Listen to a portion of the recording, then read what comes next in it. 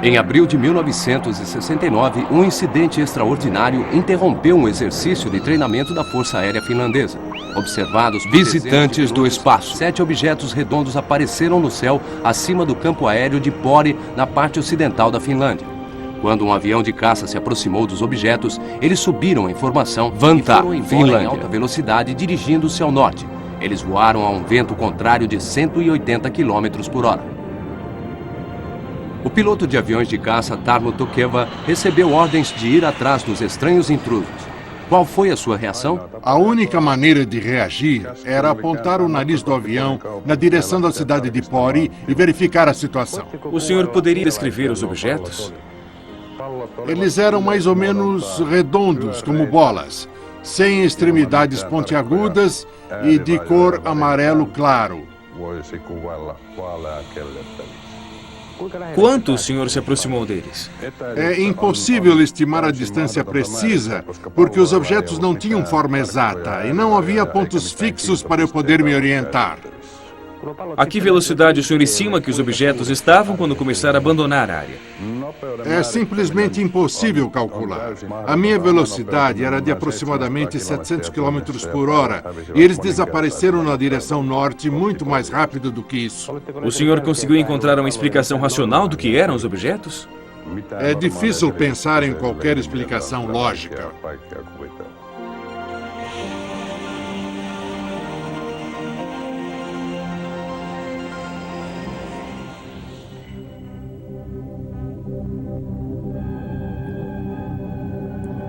Os OVNIs, objetos voadores não identificados, abalam a nossa visão do mundo. O astronauta Edgar Mitchell, depois da sua visita à Lua, disse: "Nós todos sabemos que os OVNIs são reais. Tudo o que precisamos nos perguntar é, de onde eles vêm?" O cosmonauta Gretko disse: "Se eu pudesse contar o que vi no espaço, o mundo ficaria abismado."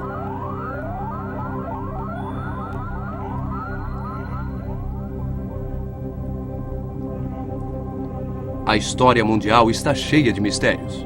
Estruturas, desenhos e esculturas estranhas cujas origens ainda são desconhecidas. Elas poderiam ser indícios de visitantes do espaço?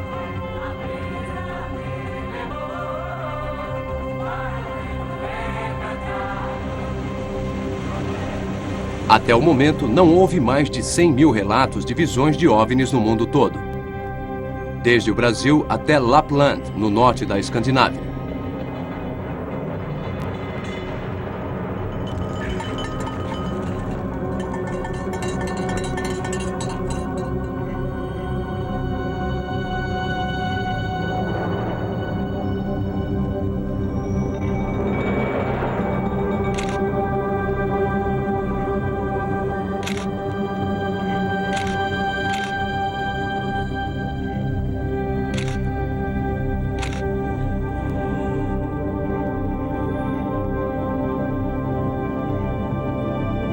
Apesar do sigilo oficial, os pesquisadores do mundo todo coletaram informações detalhadas sobre o comportamento dos OVNIs.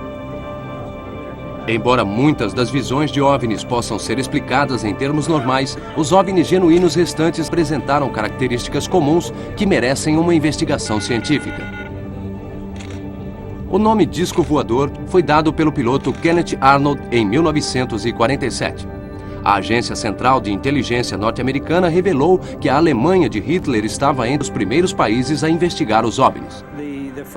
A primeira atividade importante que ocorreu no planeta em termos de intervenção, o envolvimento extraterrestre, na verdade ocorreu com a maior intensidade durante a Segunda Guerra Mundial na Europa. Hoje todos sabem que o Terceiro Reich, na Alemanha, estava envolvido com os extraterrestres.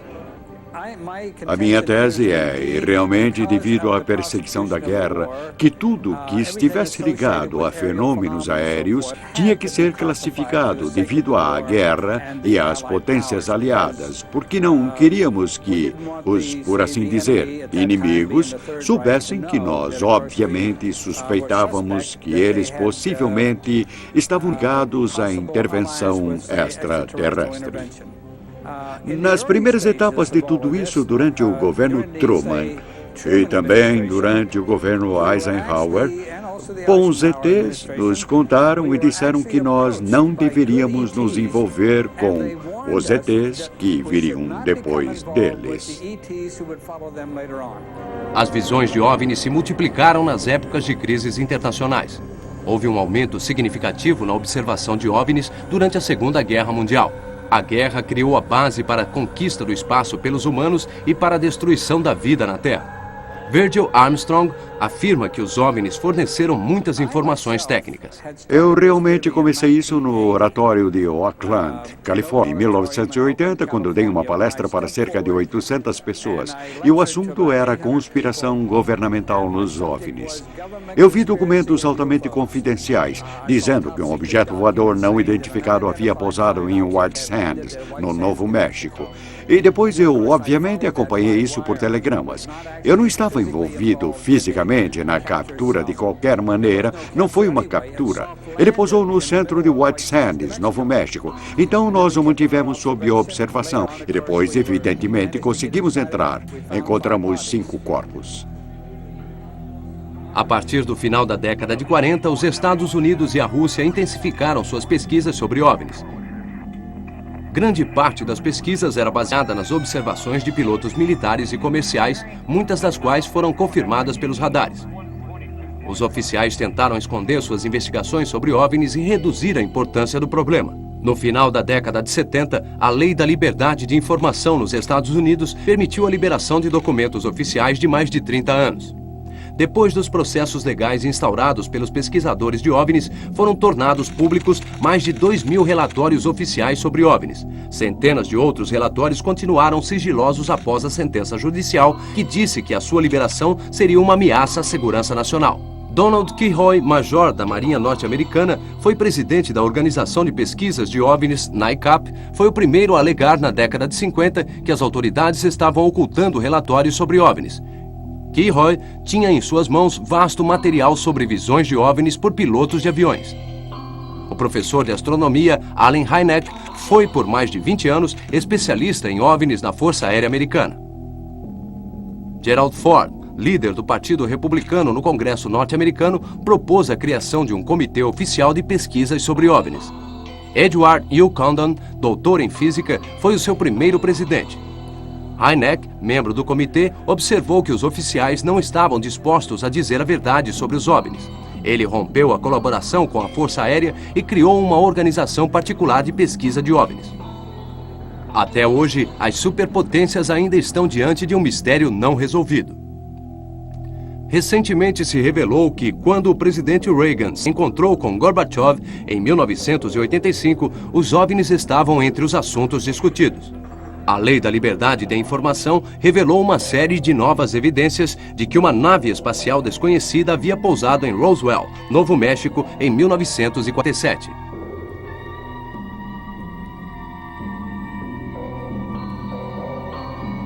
Os membros da Força Aérea Americana que chegaram ao local encontraram os OVNIs e os corpos dos visitantes do espaço. Segundo testemunhas oculares e registros escritos, os militares fecharam a área e proibiram qualquer pessoa de dizer o que havia visto. A mídia de massa disse que o estranho objeto era um balão. Embora pareça estranho, as criaturas que encontramos na nave em 1948 eram baixas, cerca de 1,5 m de altura. A mais alta tinha 1,20 e era a mais velha do grupo. Eram humanoides, mas só tinham 4 dedos e não 5 nas mãos e nos pés. Não tinham nem orelha, nem nariz, nem cabelo e a boca era imóvel. Portanto, embora fossem basicamente humanoides, elas eram totalmente diferentes. De acordo com as autópsias, as criaturas tinham 4 dedos com unhas compridas em cada mão. Entre um dedo e outro havia uma dobra de pele. As criaturas tinham pele cinzenta e o seu sangue, embora fosse líquido, tinha uma composição totalmente diferente do sangue humano. Os documentos liberados dizem que foi criada uma força-tarefa secreta, a Majestic 12, para investigar o caso. O grupo recebia ordens diretamente do presidente Truman.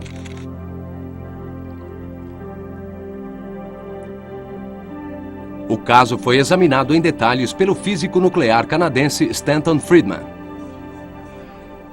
Acho que o governo norte-americano tem os corpos dos alienígenas em suas mãos. Quer seja o Exército, a Força Aérea, a Marinha, a Agência de Segurança Nacional, eu não sei. Mas tenho certeza de que com a queda de um disco voador em Roswell, Novo México, em julho de 47, eles recuperaram o veículo e os corpos. Existem outras histórias sobre queda de aviões, mas esta foi investigada a fundo. E nós falamos com mais de 100 pessoas ligadas ao episódio. Portanto, o governo com certeza está com corpos alienígenas.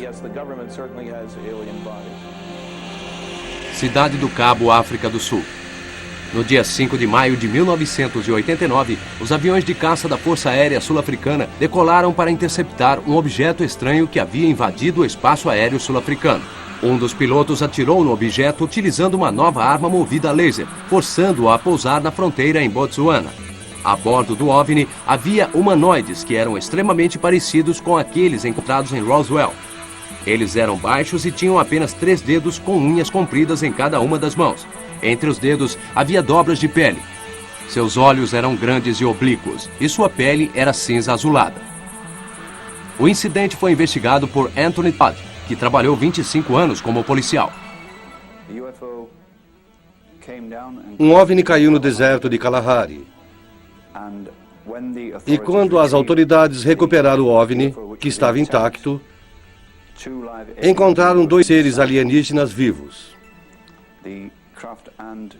A nave e as criaturas foram transportadas para a base aérea de Wright-Patterson, nos Estados Unidos.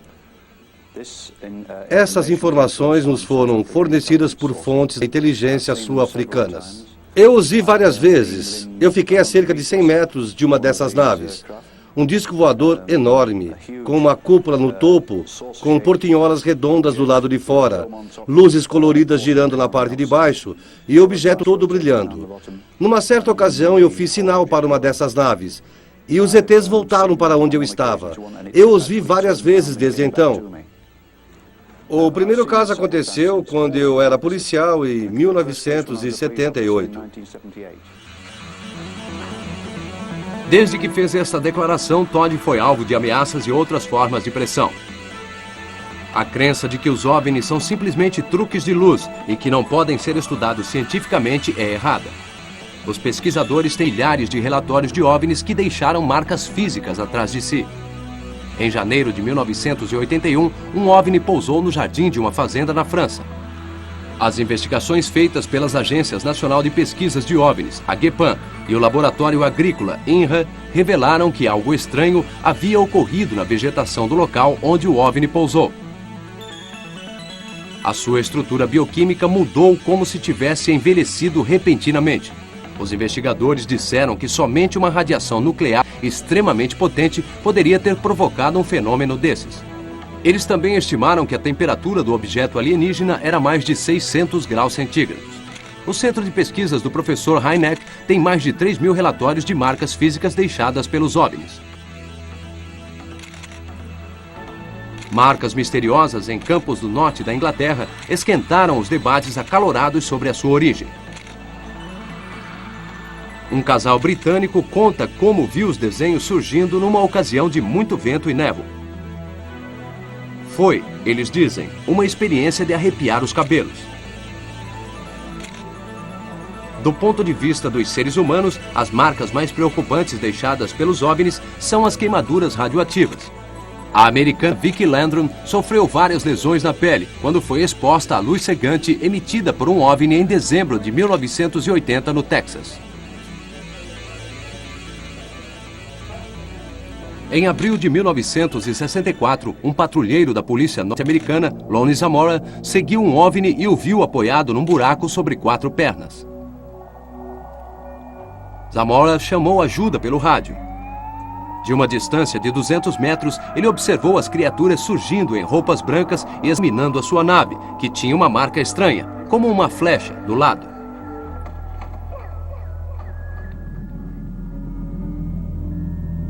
Antes dos colegas de Zamora chegarem, as criaturas entraram novamente na nave e depois decolaram e desapareceram.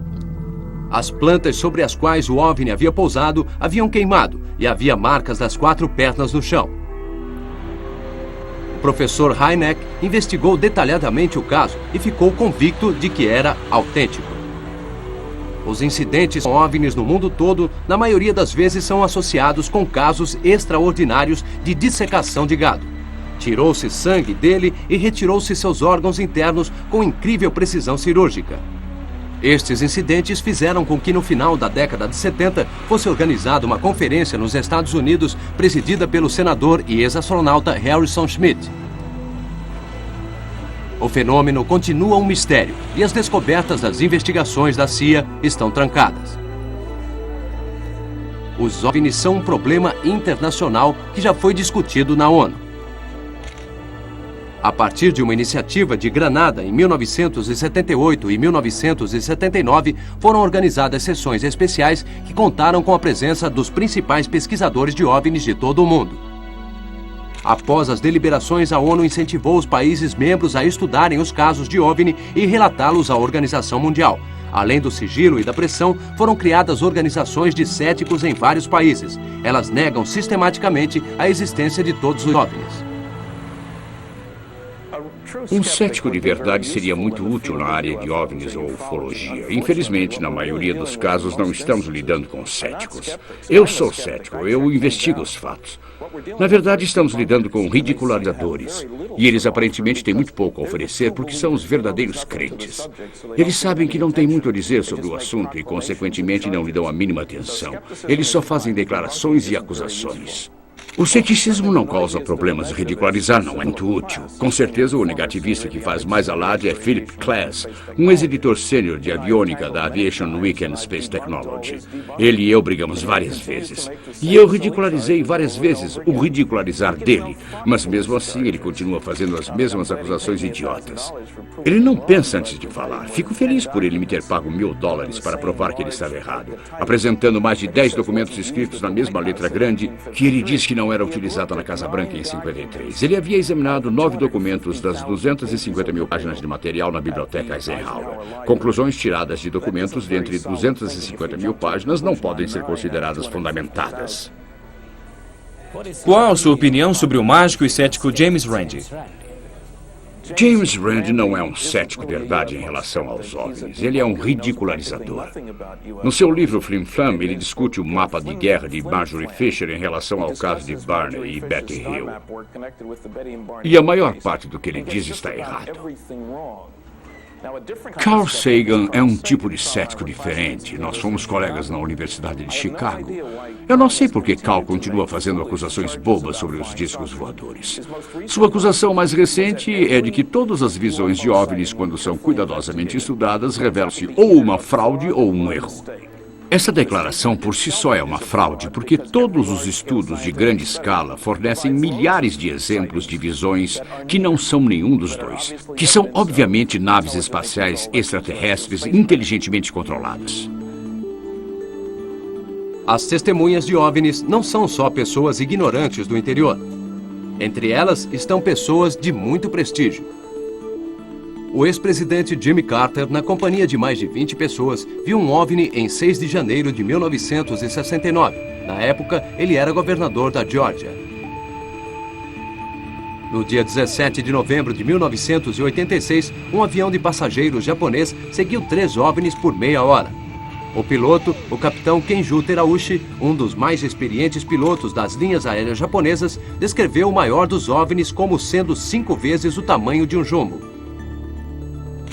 Eles mudavam de velocidade com uma rapidez incrível, e o capitão Terauchi disse que os OVNIs devem ter vindo do espaço sideral. Existem milhares de fotos de OVNIs. Pioneiro polêmico das pesquisas sobre OVNIs, George Adamski fotografou com a ajuda de um telescópio OVNIs na década de 50. Adamski também afirmou que viu humanoides e voou para o espaço sideral com eles. Os céticos apresentaram dezenas de explicações para esta foto de disco voador de Adamski, dizendo que poderia ser o topo de um aspirador ou um cinzeiro. Uma única fotografia não pode ser a prova final, porque os truques fotográficos dão margem a centenas de possibilidades. Os últimos anos da vida de Adamski foram trágicos. Ele foi rotulado de pilantra. Essas fotos foram tiradas por um casal norte-americano. os Trends, no dia 11 de maio de 1950. Os pesquisadores as consideram as fotos de OVNIs mais confiáveis. Alvo de um furor pelo menos igual ao da controvérsia de Adamski foi Eduard Meyer, da Suíça, devido às suas fotos e afirmações de que havia tido contatos com humanoides. Mesmo antes das suas afirmações serem investigadas, ele foi rotulado de embusteiro do século. Meyer afirma ter tido contato com humanoides que foram substituídos em intervalos de 11 anos, o mesmo ritmo das mudanças na atividade de manchas solares. Criaturas da galáxia de Pleiades disseram a Meyer que tinham receio de abordar humanos porque não queriam criar uma nova religião. As fotos de Meyer mostram 5 tipos diferentes de OVNIs. A investigação do caso de Meyer foi chefiada pelo tenente-coronel Wendell Stephens, da Força Aérea Norte-Americana, que estudou o caso dos OVNIs desde a década de 40. Ele tem um arquivo de mais de 3.000 fotos de OVNIs. A questão é, por que eu acho que o caso de Eduardo Meyer é um contato real com OVNI e por que eu aceito essas fotos extraordinárias de OVNIs? Devo dizer que no decorrer da investigação não encontramos um fotógrafo, mas 5 fotógrafos diferentes, todos envolvidos neste caso. Todos eles tiraram fotos da nave espacial e, num caso, 4 fotógrafos tiraram fotos da mesma nave de 4 pontos diferentes simultaneamente. Elas foram tiradas em 4 câmeras diferentes, em 4 rolos de filmes diferentes. Elas foram processadas em 4 laboratórios diferentes, em 4 países diferentes, e todas elas mostraram o mesmo objeto. Fora isso, nós levamos as 4 melhores fotografias, uma para cada um dos casos, para os Estados Unidos, onde as submetemos a vários testes. Foram gastos mais de $60 mil para testá-las por todos os meios conhecidos pela tecnologia moderna.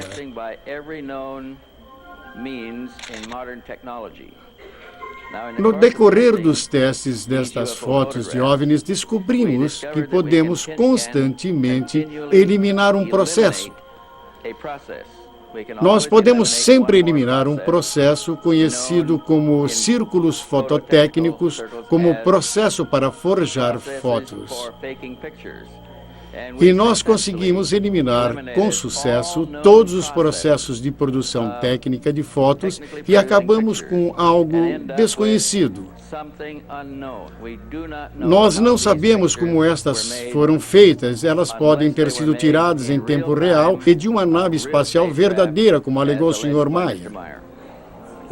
Por que acha que só alguns poucos pilotos contam suas experiências pessoais com OVNIs em público? Bem, poucos pilotos contam visões de OVNIs, embora as tenham com frequência, porque, pelo menos no nosso país, um piloto comercial que conte uma experiência com OVNIs, ou uma visão ou fotos a bordo de um avião de passageiros, se for o caso, ou de um avião de caça, ele será acusado primeiro pela empresa privada, a companhia aérea, por falar fora de hora, e cada empresa tem um procedimento de relatar internamente e elas não divulgam estas informações. Os pilotos não podem contar o que viram fora do seu serviço e internamente no trabalho o caso é tratado ocultamente. Não ouvimos tantos casos de pilotos tirando fotos de OVNIs quanto de outras pessoas. O formato do OVNI varia muito.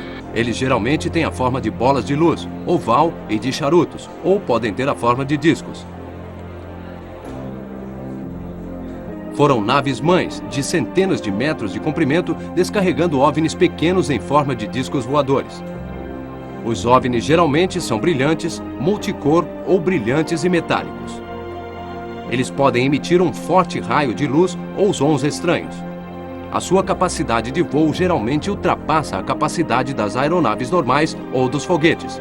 As superpotências tentaram aprender a partir das características de voo dos OVNIs, que é um dos motivos do sigilo que os cerca. Recentemente, mostrou-se a última versão de teste de disco voador nos Estados Unidos. Na Escandinávia, na década de 80, a maior onda de OVNIs aconteceu na região montanhosa de Hesdalen, ao sul de Trondheim, na Noruega. Teve início a caçada mais intensa aos OVNIs da história, envolvendo grupos de pesquisas de OVNIs escandinavos, universidades norueguesas e o exército norueguês.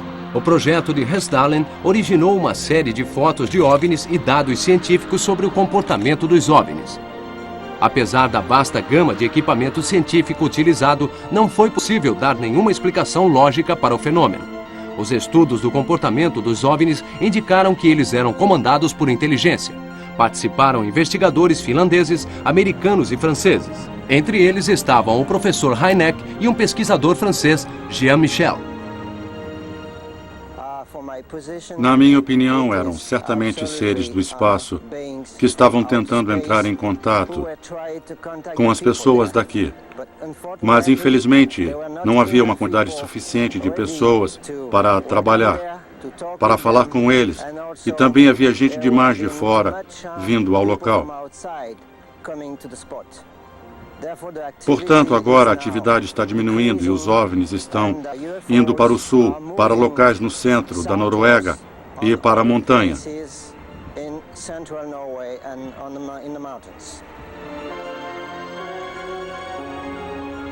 Uma onda de visões de OVNIs semelhante ao caso de Hesdalen ocorreu no distrito de Kuusamo, no nordeste da Finlândia, no início da década de 70. A maioria dos fenômenos estranhos com luz e visões de objetos se concentrou nos declives finlandeses de Isosiote. Recentemente, foram vistas estranhas bolas de luz na região. Observou-se em várias partes do mundo que as visões de OVNIs são particularmente frequentes nas regiões montanhosas. O motivo pode ser campos magnéticos que os OVNIs provavelmente utilizam para seus sistemas aviônicos. A onda finlandesa de visões de OVNIs na década de 70 inspirou um grande projeto de pesquisa que não teve o apoio dos círculos oficiais ou acadêmicos. Na época da onda finlandesa de OVNIs, nós utilizamos todos os tipos de equipamentos fotográficos disponíveis. Particularmente na área de infravermelhos, nós registramos fenômenos que ainda não podem ser explicados.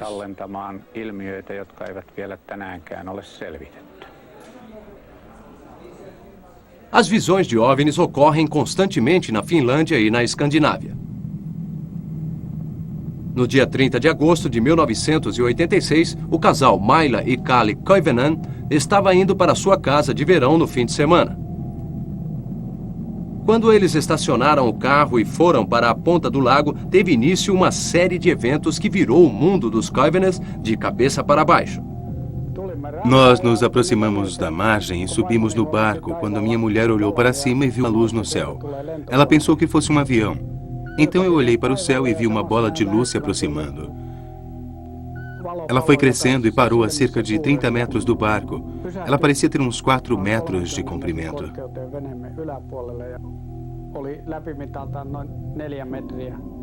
Eu perguntei ao meu marido se era um helicóptero. Eu respondi que não podia ser um helicóptero, porque tinha se aproximado de nós no maior silêncio.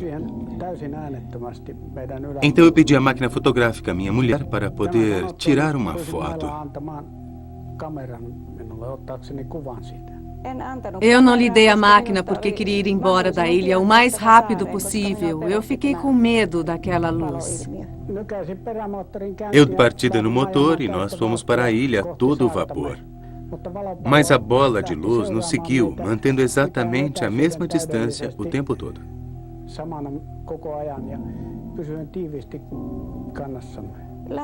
À medida que fomos nos aproximando da praia, a bola lançou 3 raios de luz na direção do meu marido, o que me deu muito medo. Eu pensei, agora eles vão nos pegar. Uma coisa surpreendente é que o numerador da minha máquina indicava que o filme tinha acabado, embora eu tivesse certeza que tinha acabado de pôr um rolo novo. Este drama durou uns 40 minutos, o tempo que o OVNI ficou com a gente. Disse que os extraterrestres observados com OVNIs vêm de vários universos e até de várias dimensões. Portanto, eles aparecem para nós de várias formas diferentes. Talvez o tipo físico mais comum seja o de cabeça grande, olhos grandes e mais baixo do que um ser humano. Alguns deles têm uma capacidade incrível de mudar de aparência e a forma de falar. Muitas pessoas que os viram não gostam de falar deles. E para os pesquisadores de OVNIs, eles também são um assunto delicado.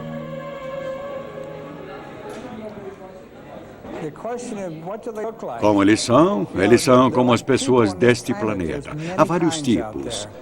Alguns têm 2 metros e outros têm 1 metro de altura.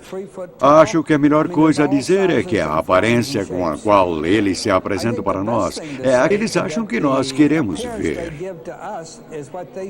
Nós não os vemos como são realmente. Se eles fizessem caretas, nós poderíamos ter medo deles. Portanto, na minha opinião, eles tentam se apresentar para nós numa forma aceitável e que não assuste. Há também o alto, com cabeça quadrada, e obviamente há outros que se parecem comigo ou com você. Na verdade, existe um grupo chamado de nórdicos.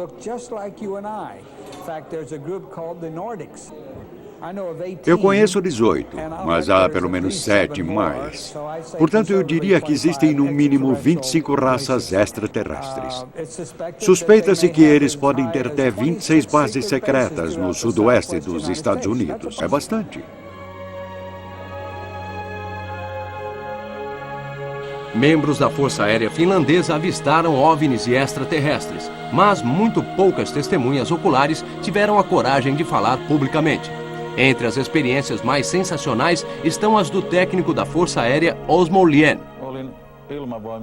Eu trabalhei 17 anos na Força Aérea. Parte deste tempo em trabalhos de vigilância aérea. Nós tivemos que fazer vários relatórios sobre os movimentos de objetos voadores não identificados que havíamos observado. Tivemos que dar detalhes sobre a velocidade, o rumo, etc. Os objetos se moviam de maneira bem lógica, tentando claramente evitar nosso radar. Os OVNIs fizeram contato com Osmo Lien pela primeira vez em 1954, quando ele estava caminhando perto de sua casa no sudoeste da Finlândia. O primeiro OVNI com quem tive contato imediato tinha cerca de 5 a 7 metros de diâmetro e uma forma arredondada. Era cor de alumínio. Pairava acima do campo. Meu irmão e eu tivemos que nos jogar num fosso para que ele não nos atingisse. As criaturas apareceram na nossa casa à meia-noite. A hora foi esquisita. O relógio tinha acabado de dar meia-noite e a maioria das pessoas já tinha se deitado. Eu era o único acordado. Abri a porta pensando que eram pessoas da fronteira oriental. Algum jovem que estivesse com o endereço errado. Assim que entraram, ficaram surpresos por eu já estar de pé e disseram que eu era a pessoa que eles estavam procurando. Eles tinham alguns equipamentos com eles. Eu me lembro de um objeto parecido com uma televisão portátil. Eles usaram para mostrar algumas fotos enquanto me questionavam. À medida que os vários assuntos iam surgindo, eles iam ilustrando com foto. Eles também me mostraram eventos futuros. As coisas que eles me disseram, em grande parte, realmente aconteceram. A última foto que me mostraram não era muito bonita. Ela mostrava um acidente no qual eu seria vítima em algum momento da minha vida.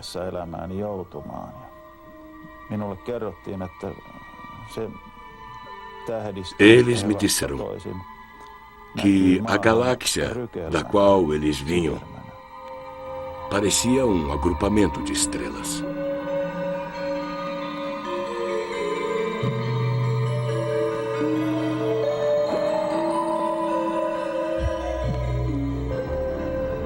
Houve também uma grande onda de visões de OVNIs nos últimos anos na ex-União Soviética, incluindo os países bálticos.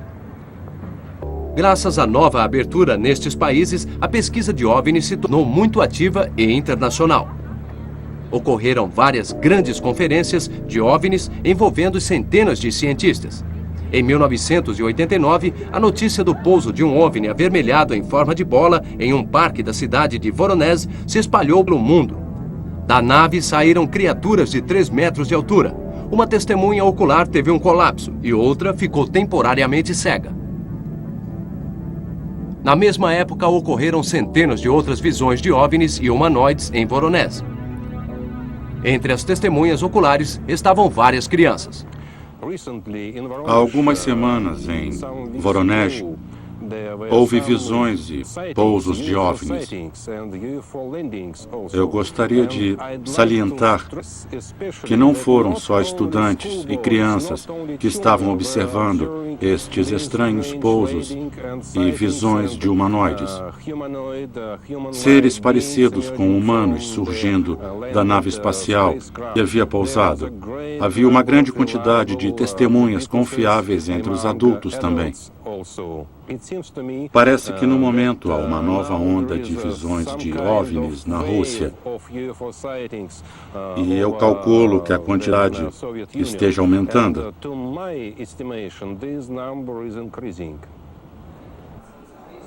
A abdução de pessoas por OVNIs tem sido assunto de conversa nos Estados Unidos há anos. Entre os primeiros casos de abdução bem investigados está os dos pescadores Charles Hickson e Calvin Parker em outubro de 1973.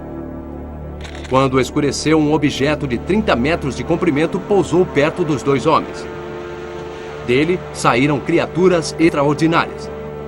Elas tinham cerca de 1,5 metros de altura, não tinham cabelo e mãos de turquês. Hickson começou a bater na água com seu anzol. Parker desmaiou em seus braços. Eles foram anestesiados e levados para a nave. Quando eles relataram o incidente, a polícia ainda estavam histéricos. Uma conversa gravada secretamente na delegacia entre os dois homens indicou que eles realmente achavam que tinham sido sequestrados por um OVNI.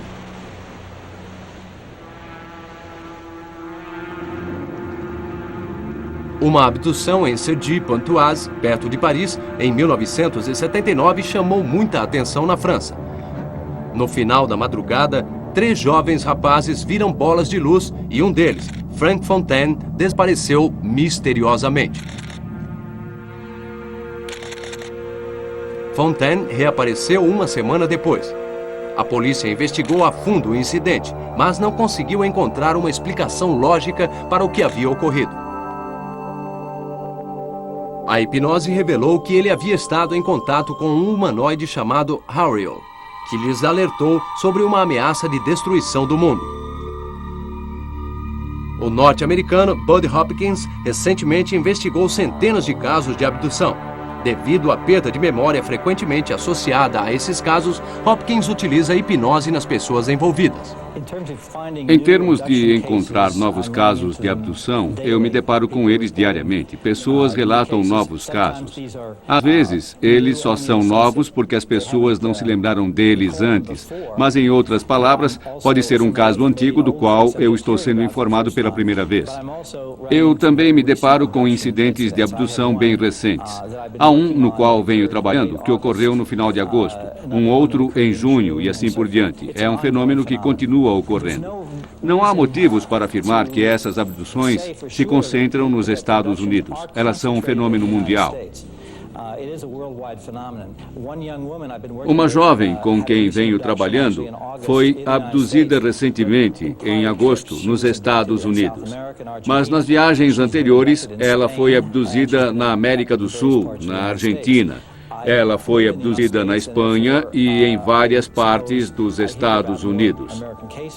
Acho que se fôssemos à Finlândia ou a qualquer outro país e pudéssemos criar uma maneira pela qual as pessoas pudessem relatar suas possíveis abduções de uma forma que se sentissem apoiadas, acho que encontraríamos muita gente lá também. Acho que é um fenômeno mundial.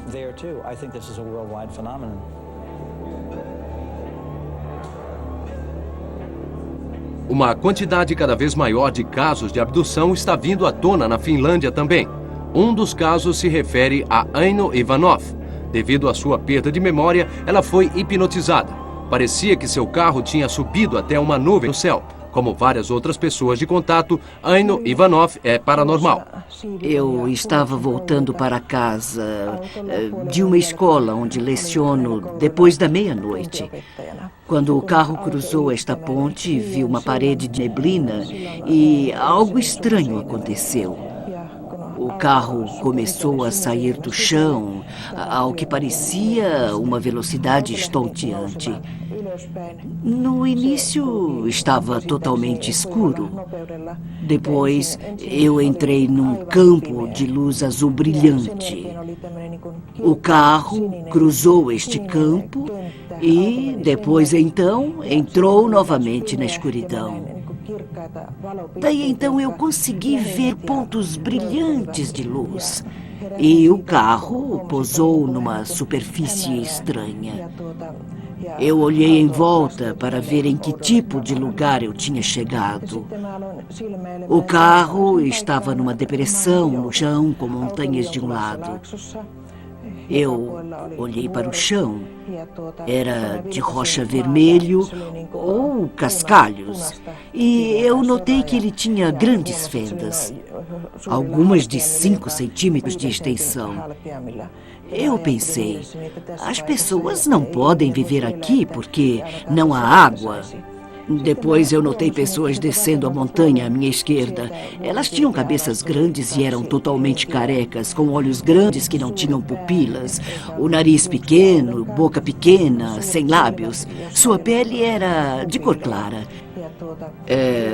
Na primeira viagem, foram tiradas 5 amostras do meu braço direito.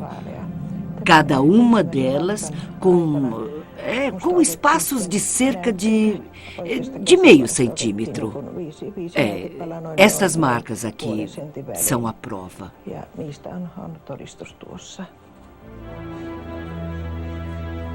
É muito difícil comprovar a confiabilidade dos casos de contato. Uma das abduções mais investigadas é a do caso Hill, em 1961. No dia 19 de setembro de 1961, tarde e noite, Betty e Barney Hill estavam andando de carro pela costa leste dos Estados Unidos quando viram um objeto brilhante no céu. Depois disso, os Hill perderam os sentidos. Quando voltaram a si, o OVNI tinha partido. Eles tinham avançado 50 quilômetros para o sul sem perceber. Submetidos separadamente à hipnose, os dois contaram que haviam sido anestesiados e transferidos para o OVNI. Criaturas de cabeça e olhos grandes tinham feito exames médicos no casal, incluindo a retirada de uma amostra de esperma de Barney Hill. Uma das criaturas lhes mostrou uma foto que dava a posição do seu planeta natal em relação ao nosso universo. Phyllis Van Schlemmer é um contato cujas aventuras espaciais são do mesmo tipo das de Aino Ivanov.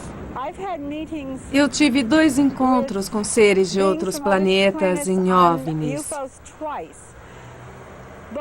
Eles foram totalmente diferentes um do outro. O meu primeiro encontro foi quando um OVNI pousou. Eu o vi e a porta se abriu. Por um momento eu fiquei muito assustada. Aí eu disse, não, isso é uma experiência e eu preciso jogar o jogo deles. Eu entrei na nave e quando entrei senti a presença de alguém atrás de mim que eu não vi. E eu fui indo para o interior da nave e havia 2 criaturas nela.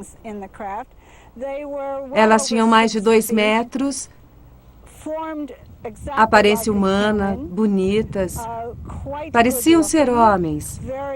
Elas vestiam roupas metálicas que aparentemente não tinham aberturas. Olhos azuis grandes como de cristal. Se é que pode dizer olhos azuis de cristal. Certo dia, vários anos depois, apareceu um ser espacial em meu escritório e ela era muito parecida com os 2 ou 3 seres que eu havia visto na nave. A viagem foi para a Lua. Eles me colocaram em um tipo de capacete. Era como um capacete de plástico, de plexiglass, e tinha uma borda em toda a sua volta. Era transparente, era de plexividro duplo ou de plástico e tinha pequenos furos ao seu redor. E quando eles me colocaram o capacete, este criou uma atmosfera ao meu redor na qual eu podia respirar, porque eu havia lhes dito: escutem, nós estamos na Lua e eu quero sair. Vocês não podem me trazer aqui e não me levar para fora. Eles me colocaram o capacete e à medida que eu ia andando, parecia que a superfície o mantinha acima do chão. Eu não sei como funcionava, mas abriram a porta e cada um pegou nas minhas mãos. Eles me levaram para fora. Eu estava muito feliz. Eles estavam me segurando. Eu estava flutuando e eles estavam me segurando. Eles não tinham dificuldade em andar na Lua. Não flutuavam, talvez tivessem algo que o segurava, pois suas botas eram iguais às suas roupas. Eu andei um pouco. Eu queria andar e eles me seguravam para que eu pudesse andar assim e chutar a poeira, e nós andamos por algum tempo. Depois, eles me enviaram uma mensagem que tínhamos que voltar. Eles me levaram de volta e tiraram o capacete e sentaram-se e voltaram. Quando eu saí da nave e voltei para minha casa, eram 6h20 da manhã. Eu tinha saído de casa por volta das 2 horas. Eu perguntei como eles conseguiam fazer isso, porque achava que os nossos astronautas levavam alguns dias para chegar lá. Eles responderam que nós simplesmente não entendíamos, que nós não éramos suficientemente avançados para entender como chegar tão rápido.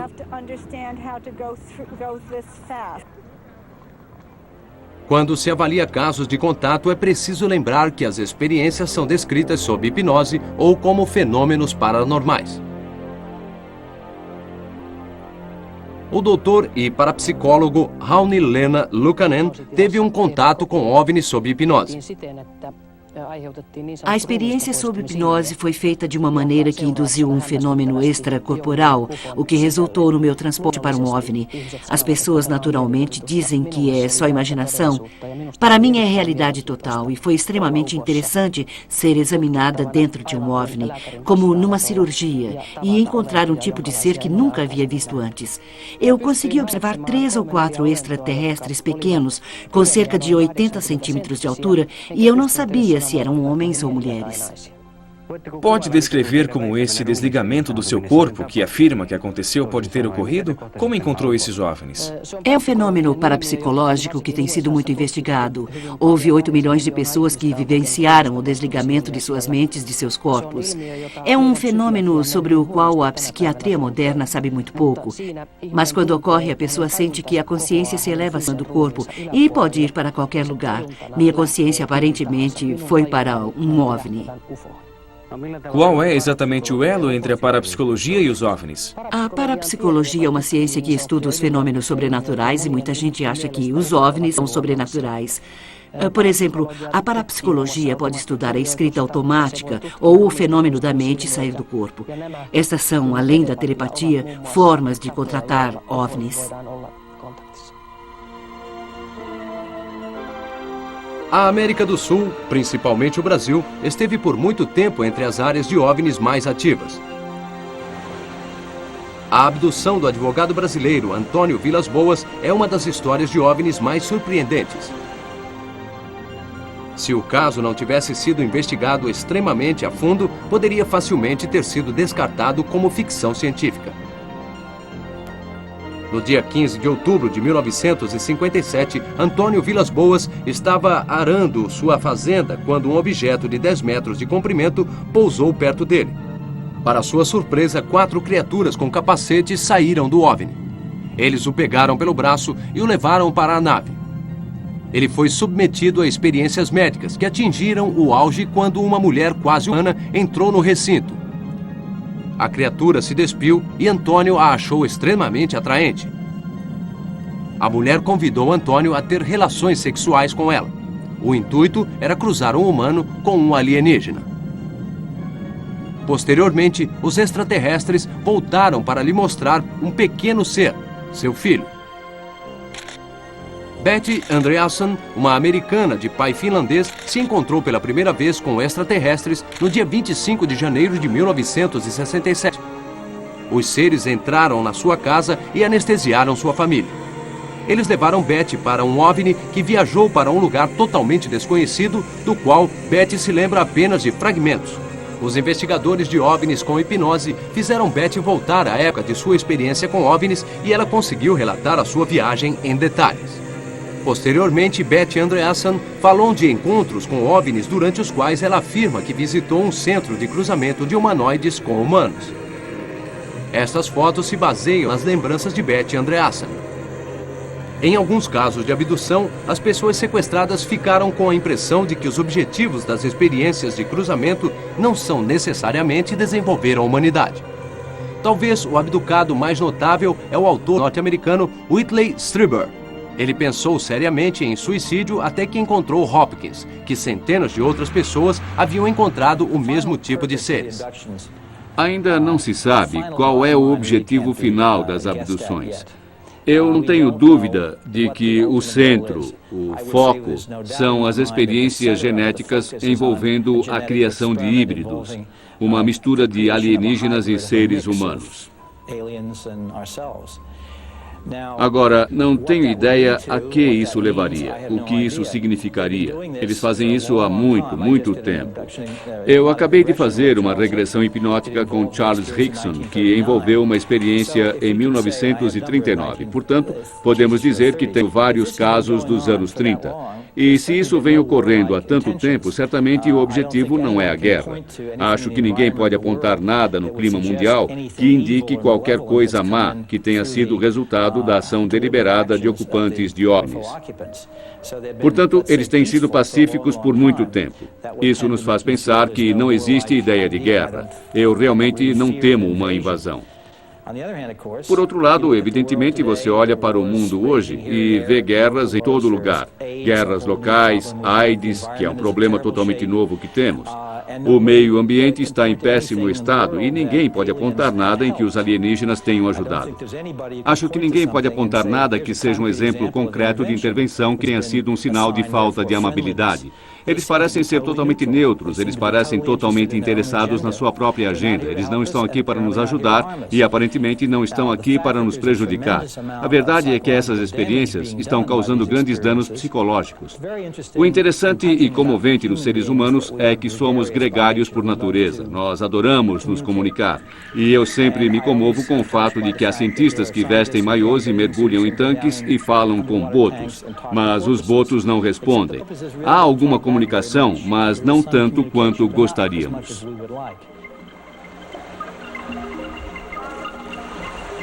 Os pesquisadores de OVNIs frequentemente compararam o relacionamento entre seres humanos e baleias com o relacionamento entre os humanoides e os humanos.